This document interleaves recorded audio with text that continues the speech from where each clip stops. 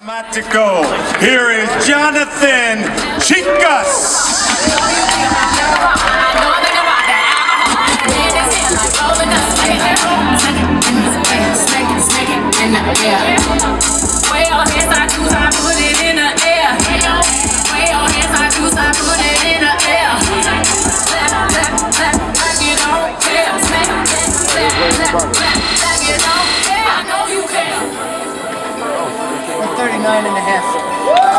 Chicas weighs in at 139 and a half, under the 141 weight limit.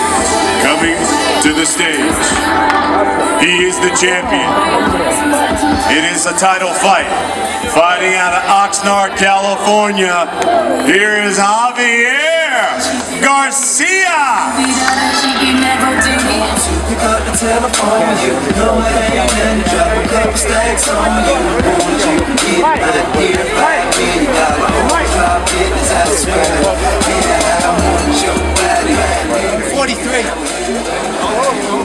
Garcia weighs in at 143. 143. Keep in mind, weight limit 141. You'll have 1 hour to try to make weight.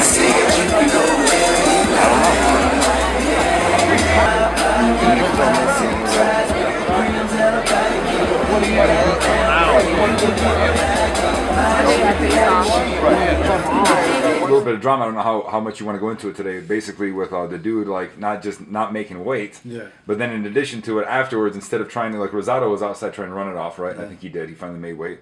He had to cut a pound to his credit. This guy had to cut 2 pounds, and he was sitting there drinking water, eating a damn sandwich. Yeah. Well, I mean, what does that tell you about people preparing for fights and how seriously they take it? It was pretty disrespectful. You know what I mean?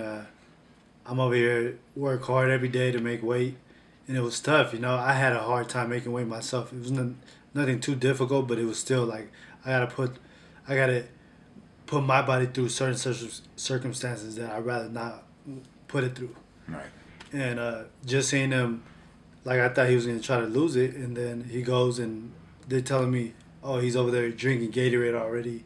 I'm like, come on, man. Like, so he felt like if he tried to lose weight, he was gonna faint. But I mean, that could have been an excuse. I don't know. And he's the one that set the weight. He set the weight, yeah, exactly. So here you go, you put all that effort in, you know, you lose the weight that he basically wanted you to lose, and then it goes to that. Unlike boxing, and you've had over, what, 10, 11 professional fights now?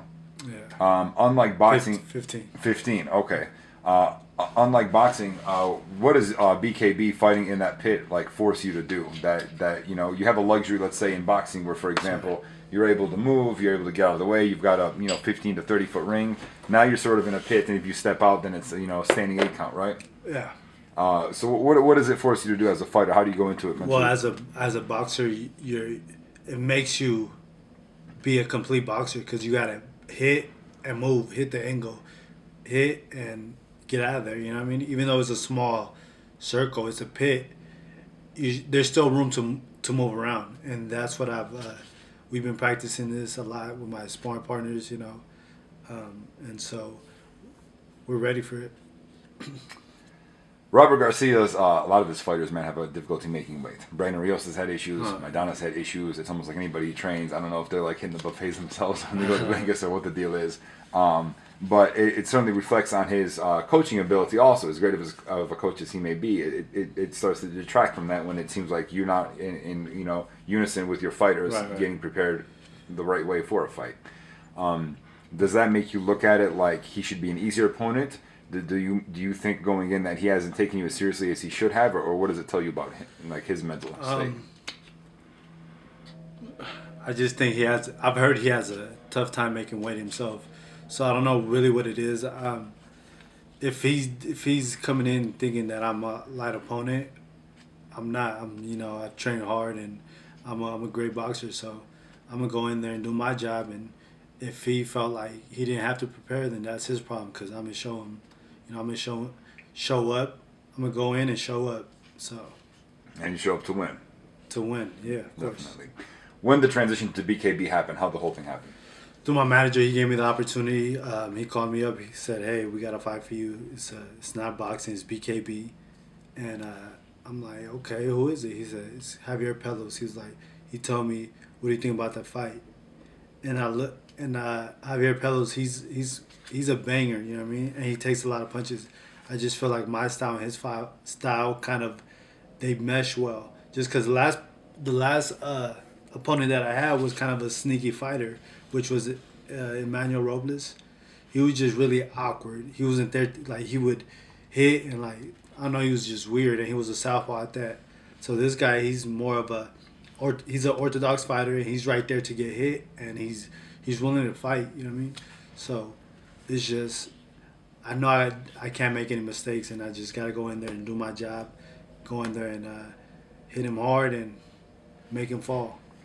As far as this promotional company, it seems like they're extremely willing to up the pay of what most fighters are making in boxing. So a lot of them that have transitioned, I mean, they got Gabriel Rosado in there, they got Jesus Soto Carras, you know what I mean? Right. They've got some pretty big names that have established themselves in the ring, really essentially making peanuts, because I know you guys don't get paid that much, you know? Right. How does it feel being part of a promotional company that essentially seems like they're really looking out for their fighters, and also have, you know, bring you out here to the training facilities, and in addition to that, have their own trainers and their own... Feels great, man. It's kind of feels like I'm already at the top, and that, you know, they treated me well. They get hotels to, like, been here since Tuesday. It's all paid for. They gave me, you know, money to eat, and it just felt good that they're actually treating their fighters right. And, you know, we work hard every day, sacrifice a lot of things, different things. Like, people back home, they're like, you know, you see them having a good time because they're working jobs 9 to 5, but we're working and not getting paid, you know what I mean? So with that being said, is like, we're training,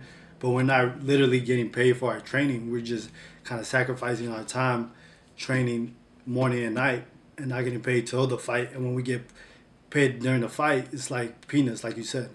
So definitely. Do you hope that it transitions and it helps more boxing promotions essentially look at fighters differently? And yeah, I think boxing, like Al Heyman's fighters, are getting paid really well. You know what I mean?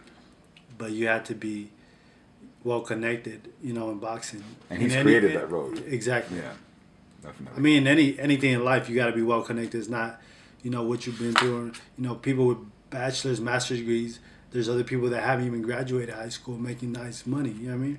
Because they're well connected, and they're really intelligent and know how to go about it, you know?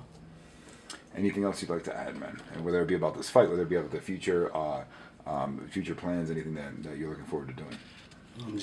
I'm looking forward to giving everybody a good fight and coming out victorious, taking that belt back to San Francisco, and, you know, just moving on from there, growing as a fighter and as a person. All right, man. Well, we wish you the best, and we'll be looking out for you tomorrow. Appreciate man. it. Yeah, Thank you. Cheers, definitely.